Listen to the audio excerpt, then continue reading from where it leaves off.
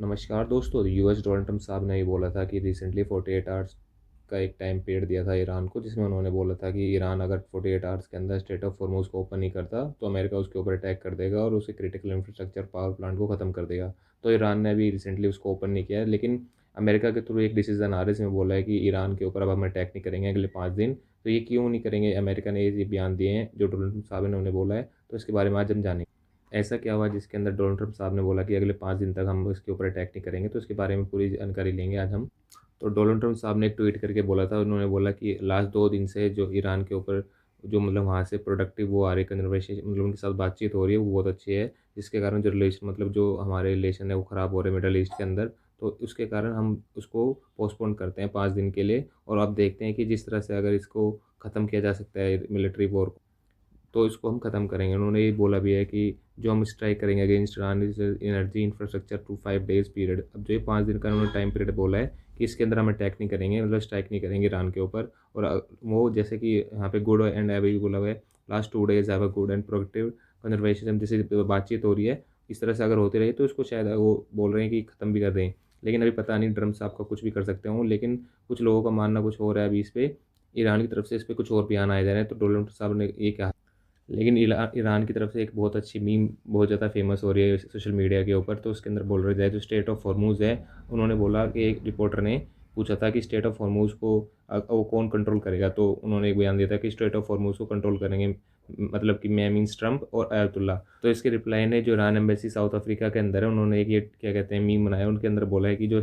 ये है वो ईरान है और ये ट्रंप साहब के लिए हैंडल है, मतलब वो जो कंट्रोल करेंगे। ये एक टॉय होता है, टॉय का होता है समथिंग, छोटे बच्चों के लिए होता है। तो इसके ऊपर ये मीम बन गया है और बहुत ज़्यादा फेमस हो रहा है क्या कहते हैं सोशल मीडिया के ऊपर, कि जो ये टॉय कार है वो डोनाल्ड ट्रंप साहब चलाएंगे और असली ड्राइवर ईरानी है, जो ईरान अभी उसको ड्राइव कर रहा है स्टेट ऑफ हॉर्मुज़।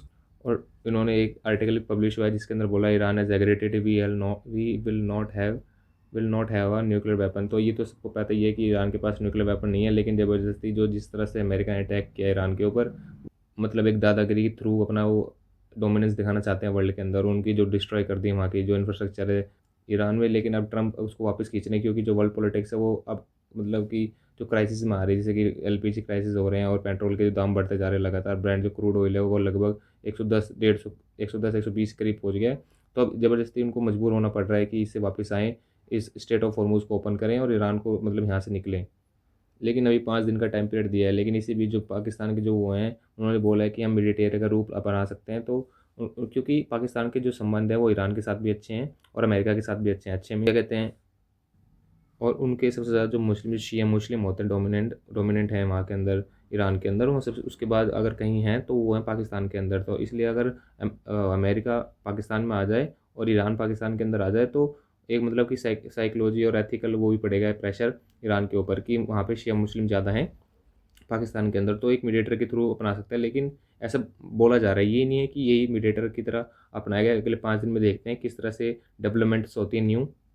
लेकिन जो ईरान की तरफ से वो फेक न्यूज़ की तरह उन्होंने बोला है कि जो ईरान के स्पीकर हैं उन्होंने बोला है एक फेक न्यूज़ है, तो क्या कहते हैं मार्केट को मैनिपुलेट करा जा रहा है। क्योंकि जो ट्रम्प साहब है उसके अंदर उन्होंने बोला है कि मार्केट को मैनिपुलेट कर रहे हैं, हमारी तरफ से कोई डिसीजन का उन्होंने कुछ बोला नहीं है और ये फेक न्यूज़ फैला रहे हैं वर्ल्ड के सामने। मतलब कि एक वो टाइम पीरियड ले रहे हैं, उन्होंने बोला था कि 48 आवर्स के अंदर हम हमला कर देंगे ईरान के ऊपर, लेकिन वो नहीं कर पाया ऐसा। तो अब उनको 5 दिन और चाहिए, मतलब कि ऐसा उनका तात्पर्य ये था कि वो 5 दिन की और टाइम पीरियड मांग रहे हैं, बस एक वो अपना बड़प्पन दिखा रहे हैं कि हम 5 दिन अटैक नहीं करेंगे, 5 दिन इसे अटैक नहीं करेंगे, तुम की केपेबल नहीं हो।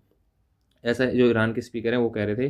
और उन्होंने बोला कि ये मतलब फेक न्यूज़ फैला रहे हैं और मार्केट को मैनिपुलेट करने, क्योंकि एक रिपोर्ट पब्लिश हुई है। तो उन्होंने बोला है कि जैसे कि डाउ और जोन्स मतलब 20 मिनट के अंदर ना 840 करोड़ रुपए, एक दो वेल्स मीन्स जो मतलब कि वहाँ पे जो ट्रेडर होते हैं इनसाइड ट्रेडर, वो क्या कहते हैं 840 करोड़ रुपए कमा गए सिर्फ जब ट्रम्प साहब ने ये बोला कि हम मतलब 5 दिन का स्ट्राइक नहीं करेंगे और हमारे बहुत मतलब की बातचीत हो रही है और अच्छी बातचीत हो रही है। तो 840 करोड़ रुपए 20 मिनट के अंदर कमा गए। तो ये कौन है, मतलब ये वो ईरान के जो स्पीकर है वो यही चीज़ कह रहे हैं, जो ट्रम्प साहब है वो मार्केट को मैनिपुलेट कर रहे हैं, ये ऐसा कुछ नहीं हुआ, हमारे साथ नेगोशिएशन कुछ बातचीत नहीं हुई है, वो अपनी तरफ से सब कुछ कर रहे हैं।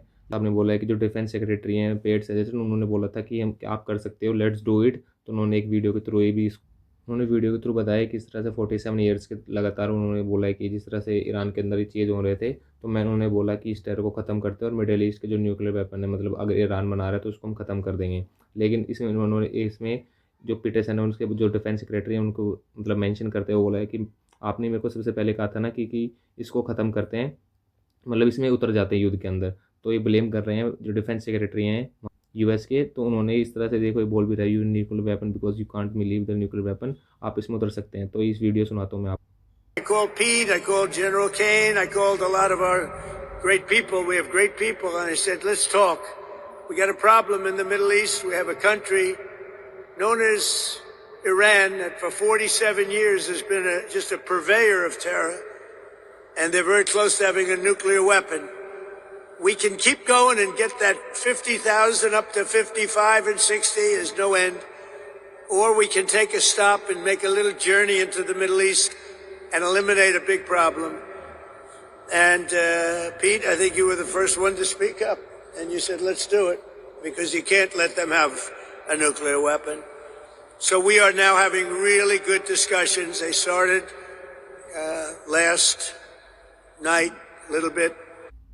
साहब का काम तो है अपना दूसरे के ऊपर ब्लेम करना, लेकिन जो हमारे इंडिया के नरेंद्र मोदी साहब उन्होंने बोला था कि राज्यसभा में खुद को संबोधित करते हुए बोला था सदन को कि हमारे जो एनर्जी क्राइसिस हैं अभी हैं, एलपीजी क्राइसिस हैं, लेकिन हमारे इतने एक्स्ट्रॉर्डनरी नहीं हैं कि, और उन्होंने बोला था कि 27 जो हमारे जो हम कंट्रीज से इंपोर्ट करते थे हमने उसको 41 कर दिया। तो देखो उससे हम सिर्फ कुछ देशों पर निर्भर नहीं है एलपीजी और पेट्रोल के लिए, हम अलग अलग देशों से भी इसको मतलब मंगा सकते हैं। तो इससे हमारी जो स्टॉक मार्केट है वो भी बहुत अच्छा बूम दिखा रही है। तो ये देखो स्टॉक मार्केट जो हमारा आज का वो है वो दिखा रहा है कि लगभग 2% मार्केट ऊपर है। अगर वो रुकेगी तो हमारी जो वो स्टॉक मार्केट वो भी आपकी तरफ वो दिखा रही है। और आपकी ये नहीं, ये वर्ल्ड की पूरी जो मतलब कि बड़ी बड़ी इकॉनमीज़ हैं उनकी जो मार्केट है वो भी अप डाउन दिखा रही है। तो सारी इकॉनमी चाहती हैं कि ये वो रुके। तो ऐसी इन्फॉर्मेशन वीडियो के लिए चैनल को आप सब्सक्राइब कर सकते हैं और शेयर कर सकते हैं। Thank you.